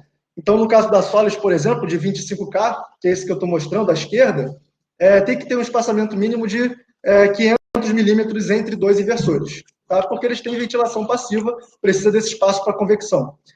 Já o Fronius, como ele tem ventilação ativa, é uma particularidade, ele tem como reduzir em 5 vezes esse espaço entre eles. Tem como você colocar o inversor Fronius bem colado um do outro, né? Porque o ar entra pela lateral e sai por cima. O ventilador lá fica rodando e aí não tem problema nenhum você colocar os inversores mais próximos. Isso é uma consequência do conceito de refrigeração. Você tem menos espaço precisa colocar mais inversor, você pode considerar aí usar um inversor com ventilação ativa. Tá bom? Perfeito. Por último aí, temperatura de operação, né? Ele tem uma temperatura, todos os inversores têm temperatura máxima de operação. Agora, caso essa temperatura, por exemplo, tem aqui duas curvas. Uma de um Fronius, tá? Um Fronius Primo 8.2 à esquerda, e a outra de um inversor sólido de 125 kW. Tá? São potências bem diferentes, inversores bem diferentes. Mas os dois têm essa curva. O que acontece? No Fronius Primo, ele produz lá 8 kW, né, em condição padrão. Se chegar a uma temperatura 40 graus do inversor, a temperatura 40 graus, se tiver uma tensão de 270 volts, ele começa a cair a energia, cair a produção. Vai lá para 6,7, 7 kW, né, aproximadamente. Aumentando a temperatura interna dele para 50 graus, ele vai cair ainda mais para até aproximadamente 6 kW. Se ele tiver uma tensão aí de 710 volts ou acima, isso não cai. Não acontece esse fenômeno de queda de potência chamado derating, né? Isso é o que a gente chama de derating por temperatura. Se tiver uma tensão um pouco maior, ele permanece aí até a temperatura máxima dele sem cair potência. Já o inversor sólido 125K, e essa curva aí é considerada justamente para os projetos maiores, né? Projetos de maior potência, usina. Se tiver abaixo de 25 graus negativos, ele desliga, né? Não produz mais nada. Se tiver acima de 50 graus, ele começa a reduzir a potência gradualmente até acima de 60, que ele cai tudo também. Então, basicamente, essas são as curvas de potência por temperatura. Elas existem, vocês estão apresentados, e geralmente você tem que aí instalar os inversores numa área com ventilação, uma área assim, não muito quente, justamente para a temperatura dele não aumentar muito, de forma a, em algum momento, causar esse tipo de perda de energia por causa de sobretemperatura. Tá legal? Beleza. Você dá outro exemplo? Eu ia, na verdade, fazer eu ia linkar com uma pergunta que a gente teve, que foi, acho que a primeira que a gente deixou passar para responder no final, e que estava ligada diretamente ao que você está falando. Tem uma pergunta lá do Vinícius, lá no começo, perguntando sobre a associação entre o aquecimento e a vida útil e o oversizing, que a gente estava comentando. Então, se eu faço oversizing no inversor, isso significa que ele aquece mais? Isso influencia a vida útil? E aí, como você estava falando de aquecimento, eu ia trazer essa pergunta só para você já responder. Perfeito, perfeito. Então, a relação é um pouco diferente, né? Ao contrário, um inversor com ventilação ativa, geralmente ele tem um oversize maior, né? Então, você consegue aí, por exemplo, toda a linha Fronius, quando ela tem ventilação ativa, o oversize é 50%. Agora, a Solis está chegando aí, mesmo com ventilação passiva em muitos inversores, também com oversize de 50%. Então, um avanço aí em termos de tecnologia. O tipo de ventilação, o conceito de refrigeração, ele reflete sim no oversize. Mas, é claro, é muito difícil você responder essa pergunta, porque vai depender também da temperatura ambiente, né? Por isso que a gente repete, o ideal é ser um lugar ventilado, né, com uma ventilação mínima, não ser um lugar abafado, quente, um sótão, por exemplo. Preferir aí por áreas mais ventiladas, para justamente não ter essa sobretemperatura e, consequentemente, reduzir a vida útil do inversor. Mas essa temperatura, aqui, por exemplo, a gente tem menos 25 graus até 60 graus. Para o inversor chegar a 60 graus, cara, tem que estar muito quente a temperatura ambiente, né? Ele geralmente, mesmo em um ambiente mais quente, com radiação direta, ele não vai chegar a essa temperatura, né? Beleza. Gente, esses dois próximos slides agora são slides iguais a esse da Fronius, que só dá o exemplo de tudo que a gente já falou. Eu não vou me prender muito, a não ser que o Marcos tenha alguma coisa muito pontual para falar desse exemplo aí. Eu já queria abrir para a gente começar a atender as perguntas e não se estender muito. Perfeito. Tá? Se vocês tiverem dúvida relacionada a esses 3 últimos slides aí, tá? Que é esse da Fronius, esse aqui da Solis, esse da Roimais, que fala sobre características gerais, vocês podem mandar aqui agora que a gente vai abrir para 10 minutinhos de perguntas e aí a gente encerra, beleza? Então vamos lá. Eu vou começar aqui de baixo. Eu vou deixar nessa tela aqui, tá, gente? Para vocês acompanharem nossas redes. E vou começar a pegar aqui de baixo para cima as perguntas para a gente fazer um bate-papo aqui rapidinho. Vamos lá, olhando aqui de baixo para cima. O Alexandre, ele está perguntando aqui, é verdade que o microinversor, quando danificado, não tem conserto? Alexandre, vamos lá.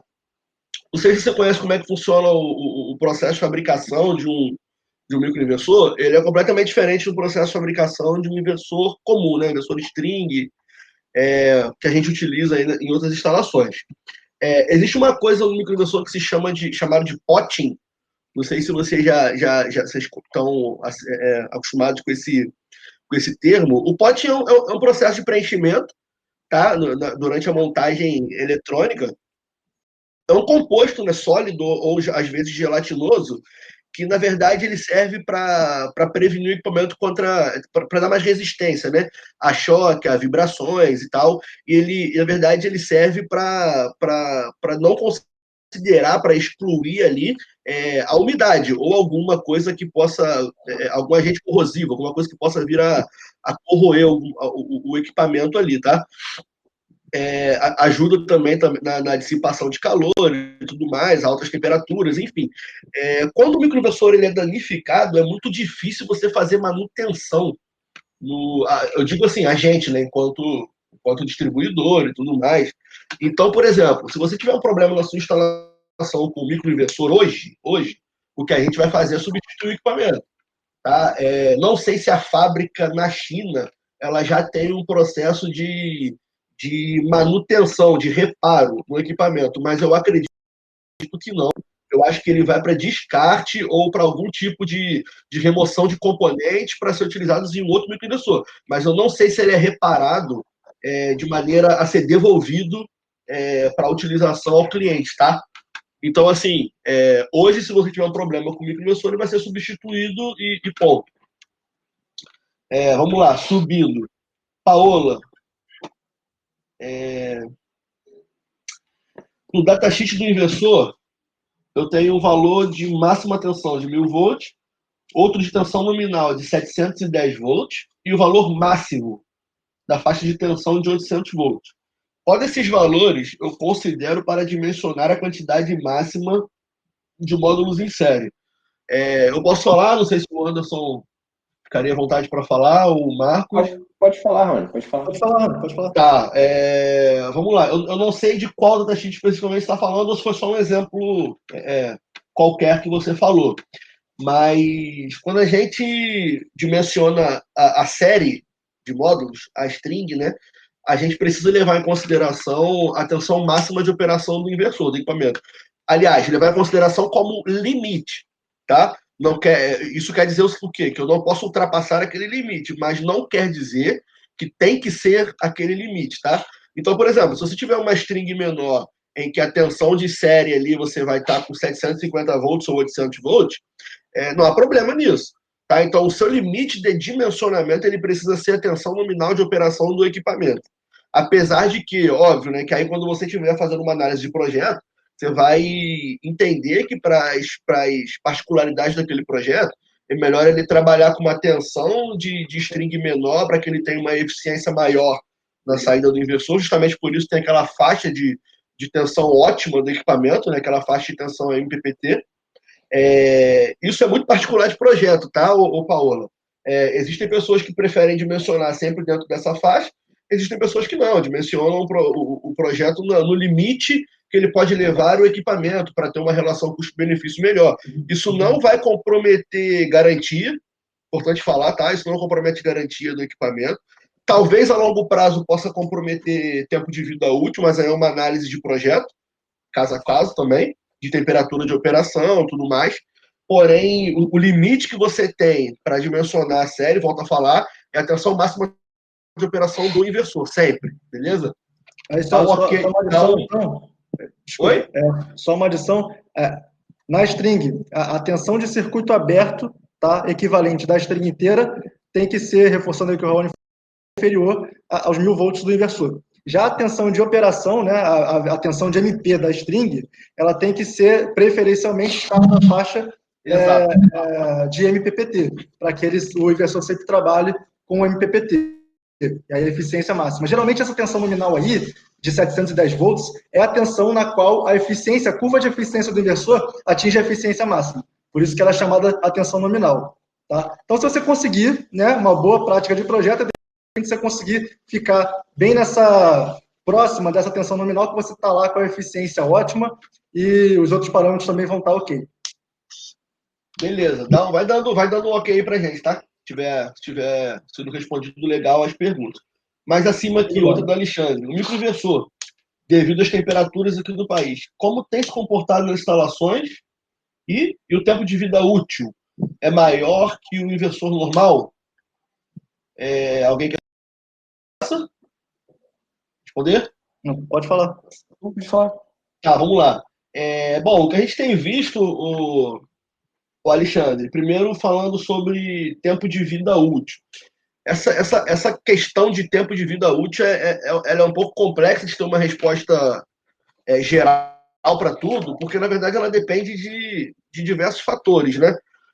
Relacionando a temperatura com a questão de tempo de vida útil, se você estiver trabalhando na faixa de temperatura que já é prevista pelo equipamento que ele suporta, você não compromete o tempo de vida útil do equipamento, tá? Não há problema. Aqui no país, né, a gente tem uma temperatura tropical, então faz sol o ano inteiro, a gente tem calor o ano inteiro aqui, a não ser em lugares muito extremos do sul, mas mesmo assim faz calor, né, comparado com a Europa, comparado com aplicações de microinversor em países da Europa, a gente tem uma tensão elevada, sim, durante praticamente o ano inteiro. E não temos relato de que isso tenha interferido na eficiência do equipamento, na operação do equipamento, a menos que ele trabalhe fora da faixa de temperatura já prevista em datasheet do equipamento.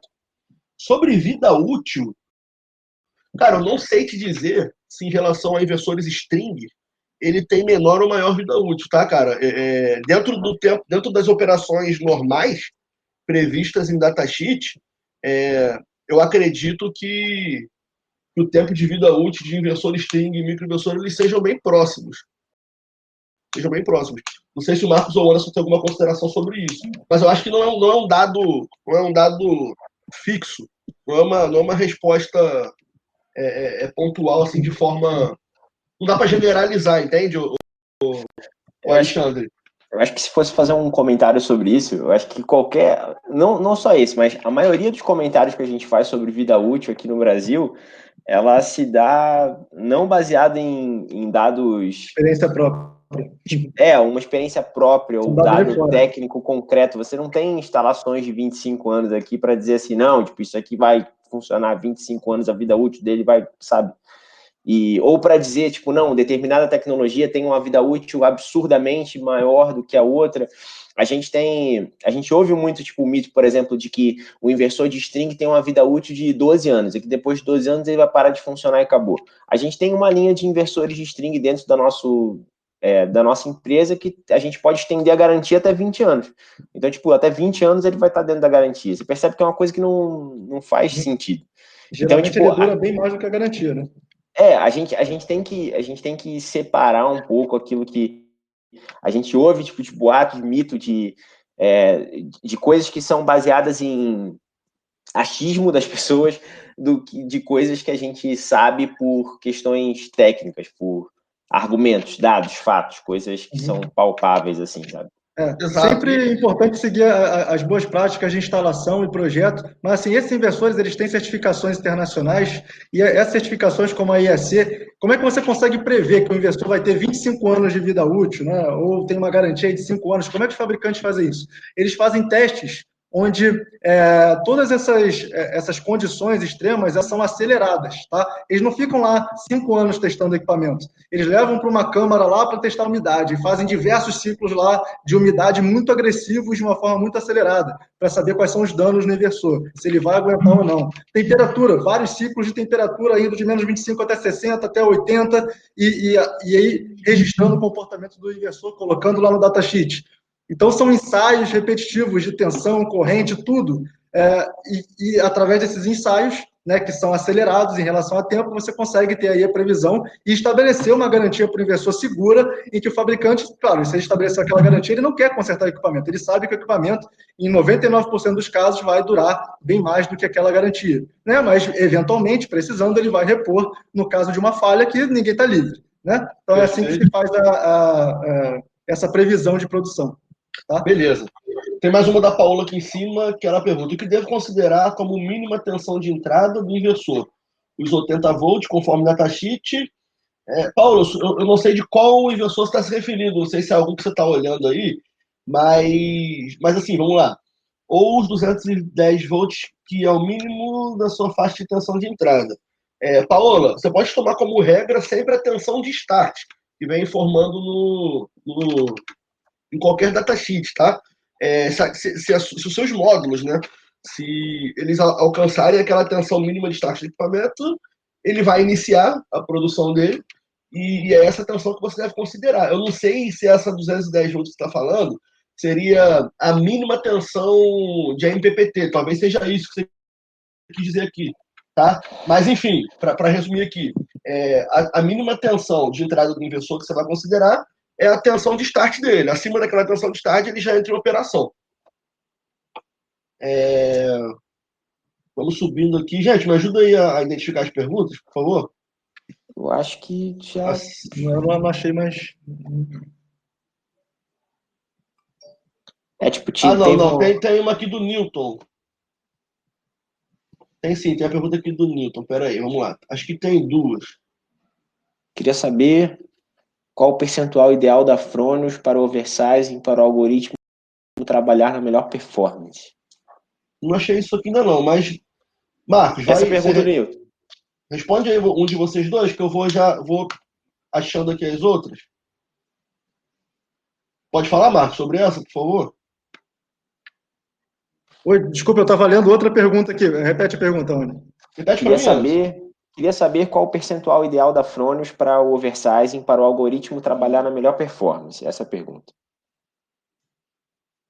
Então, essa informação a gente não tem em termos de curva, né, dela, mas assim, o ideal, é claro que ele vai ter a eficiência máxima, tanto de MPPT quanto de eficiência máxima global, se ele tiver lá na tensão nominal, mas o quanto que isso cai é muito pouco, porque o fabricante ele tem uma curva linear a partir de 30%, né, e ele garante essa curva após esse valor. A gente não tem um gráfico para mostrar aqui, mas o fabricante garantindo assim, 30% ou 50% de oversize. Meu banner acabou de cair por causa de vento aqui. A eficiência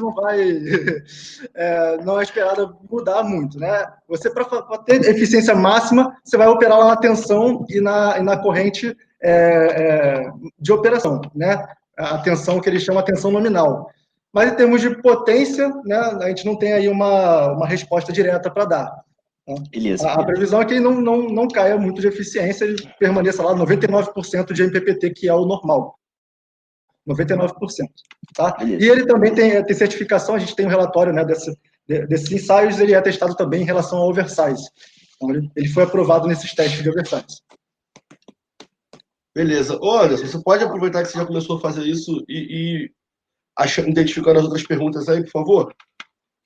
Então, eu acho que tinha mais uma da Paola, se eu não me engano. Não tinha aí? Vou passar aqui. Teve uma pergunta aqui, tipo, do Vinícius, mas ele só está complementando uma pergunta que a gente até já respondeu, mas ele perguntou o seguinte: comparando a temperatura com oversizing e sem oversizing, tipo, a temperatura com oversizing é maior? E se essa temperatura maior compromete a vida útil do equipamento? É isso que ele está perguntando. Bom, pode repetir para mim, por gentileza? Vamos lá. Comparando a temperatura do inversor de string com oversizing e sem oversizing, a temperatura com oversizing é maior? Essa é a primeira pergunta. Se é maior, ela compromete a vida útil do equipamento? É isso que ele pergunta. Tá, essa temperatura que você se refere à temperatura de operação do inversor, é isso? Temperatura de operação do equipamento. Sim. Do inversor? Do inversor. Quando ele trabalha com oversizing, se a temperatura de trabalho dele é maior. Né? Cara, e se isso compromete, a temperatura maior compromete a vida útil dele. Sim, a temperatura pode ser maior, a temperatura de operação do equipamento devido ao oversize.